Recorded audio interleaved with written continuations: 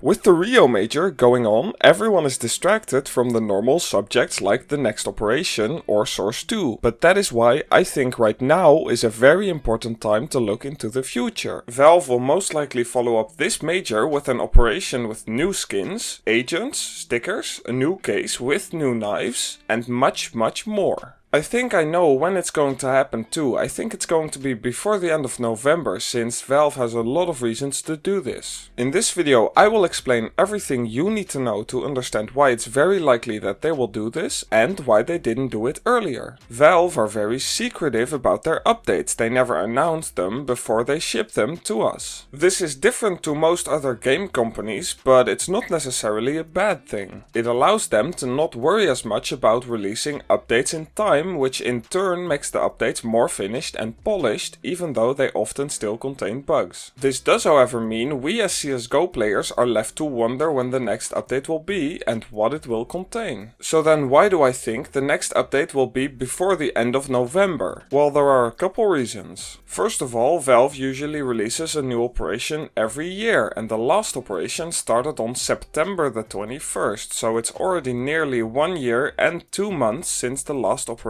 was released. Now, they don't need to do one every year, but it does make them a lot of money, and they have done this in the past. But why does the operation need to be now? Couldn't it be later? Well, operations make Valve a lot of money, which we know they love, but wouldn't releasing it in January change nothing? Well, they could release it in January because it is their own decision, but they really shouldn't. People have a lot of money to spend during the end of the year for the season of giving, and that money flows everywhere, including the CSGO market. A lot of kids get Steam gift cards for Christmas, which is often the perfect amount to spend on skins or an operation. All of that money means the operation will make a lot more money during December than it will in January. In January, people are trying to save money because they just spend it all on Christmas or whatever else. Also, because of the huge inflation right now, people are going to try to save even more money, and there's going to be even less money available for stuff like this, so Valve have to take care of everything they can. Clearly, if Valve want to make a lot of money from the next operation, they have to release it pretty damn soon. But why didn't Valve release the operation earlier? Well, they couldn't release it during the Rio Major, since that would take away the spotlight from one of the biggest events in CSGO happening in the entire year. Apart from the Major and the operation, CSGO has a pretty relaxed and chill schedule, so they usually don't shoot themselves in the foot by letting the operation get released during a Major. The Major can go on when the operation has already been out for some time, but don't layer the most hyped parts of the year in CSGO together. We don't already have a lot of them, so please savor them. Well, they could have released the operation earlier, so why didn't they do that? Well, there could be a couple of reasons. The first option is that they simply weren't ready for it yet. Nothing was finished. There were no skins created yet. Valve